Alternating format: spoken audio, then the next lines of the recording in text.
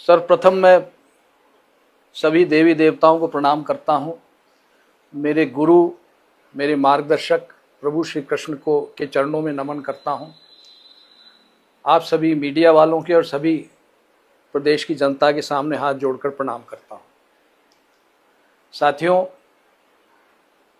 हमारे देश में पहलगाम में एक बड़ा दर्दनाक आतंकवादी हमला हुआ, जिसमें निर्दोष नागरिकों को मारा गया, उनका धर्म पूछकर मारा गया।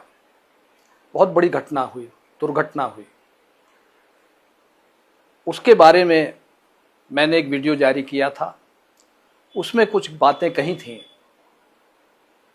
पता नहीं, मुझे बड़ा आश्चर्य होता है इस बात पर कि मेरी अपनी कांग्रेस पार्टी, जो देश को जिसने आज़ाद कराया, कांग्रेस पार्टी के कई कार्यकर्ता, कई नेता शहीद हुए आज़ादी की लड़ाई में, वो पार्टी मुझसे सवाल कर रही कि मैंने ऐसा क्यों कहा।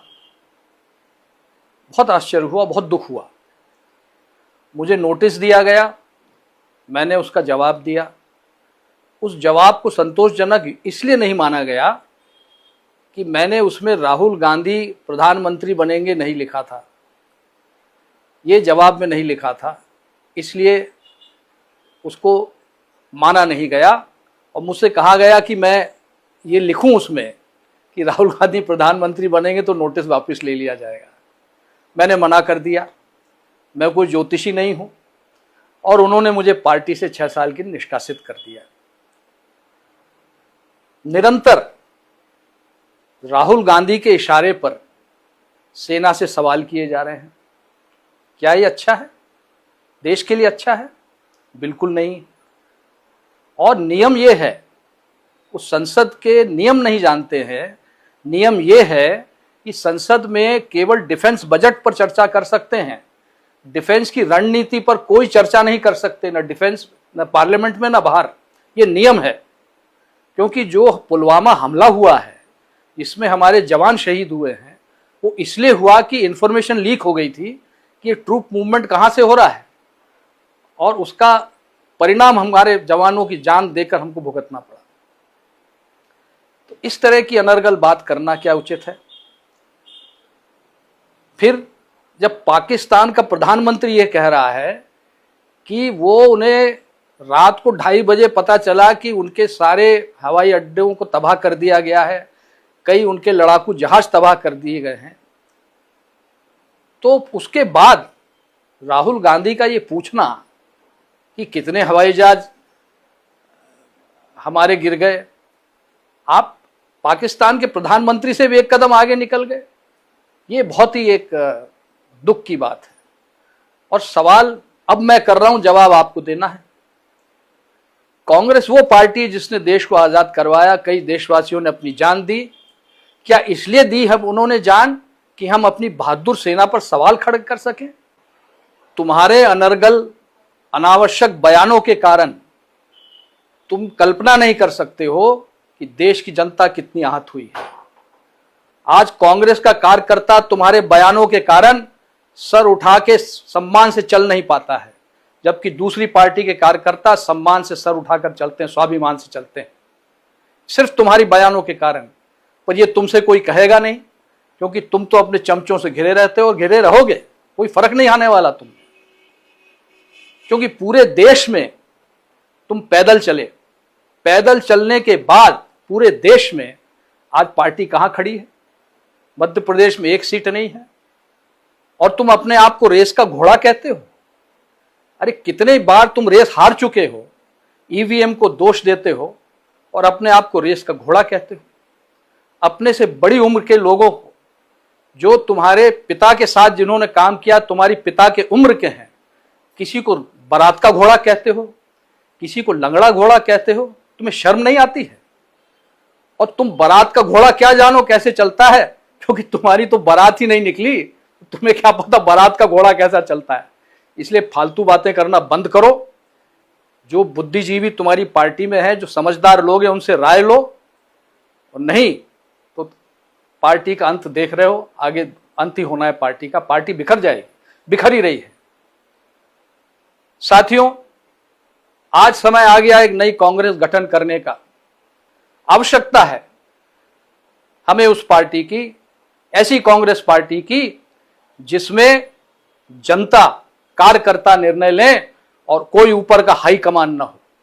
फैसले हम बैठ कर लें, कार्यकर्ताओं के बीच में फैसले लें, चौपालों में बैठकर लें, मैदानों में बैठकर लें, और तभी एक ऐसी कांग्रेस पार्टी हम खड़ी कर सकेंगे जिसका कार्यकर्ता स्वाभिमान से सर ऊंचा करके चल सकेगा।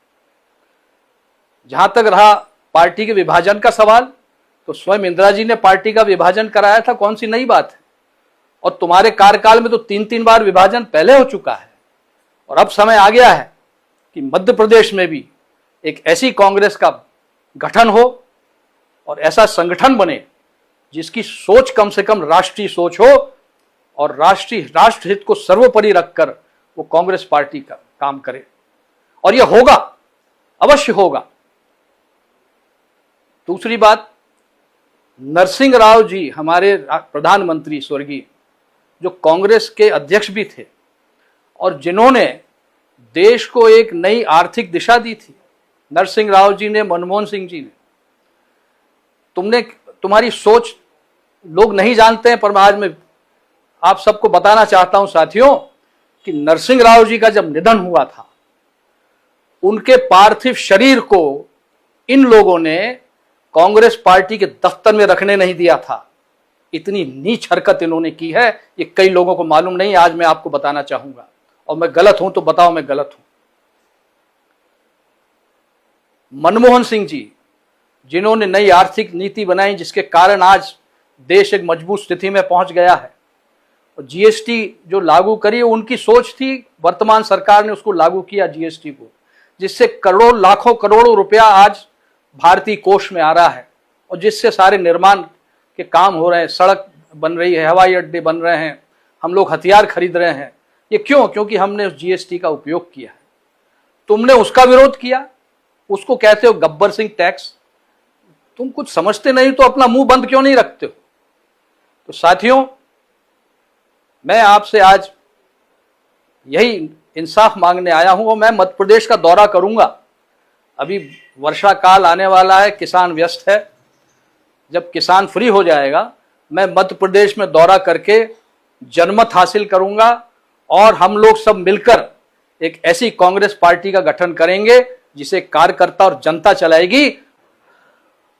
अंत में साथियों, मैं यही कहना चाहूंगा कि हमारे स्वर्गीय प्रधानमंत्री मनमोहन सिंह जी, महान अर्थशास्त्री, उन्होंने एक पॉलिसी बनाई थी वित्त विभाग की, और उसको राहुल गांधी जी ने कैमरे के सामने फाड़ कर उनका अपमान किया था। आज राहुल गांधी, ये देख लो, ये मेरे निष्कासन का नोटिस जो मुझे दिया गया है, ठीक उसी तरह कैमरे के सामने फाड़ रहा हूं जिस तरह तुमने मनमोहन सिंह जी का पत्र फाड़ा था। और एक बात और सुन लो, मैं कांग्रेसी था, कांग्रेसी हूं और कांग्रेसी रहूंगा। ये तुम्हारे इस कागज से मैं कोई कांग्रेस के बाहर नहीं हो जाऊंगा। मैं 40 साल तक मैं कांग्रेस में मैंने सेवा की है। 5-5 लोकसभा के चुनाव जीते हैं, 3-3 विधानसभा के चुनाव जीते हैं, कई चुनौतियों का सामना किया है। सुषमा स्वराज जी के खिलाफ कोई लड़ने तैयार नहीं था, विदिशा से मैं गया था क्योंकि पार्टी ने भेजा था। तो सुन लो ये, और हमारे साथी जो देख रहे हैं, साथियों, अब समय नहीं है कि इनके आगे झुको, इनकी चमचागिरी करो। अरे पार्टी आपसे चलती है और पार्टी आप ही चलाओगे, और इनकी समझ में नहीं आता तो छोड़िए इनको। हम लोग मिलकर एक नई कांग्रेस खड़ी करेंगे। आप सबको बहुत बहुत धन्यवाद। ईश्वर आप सबका कल्याण करे। धन्यवाद। जय हिंद।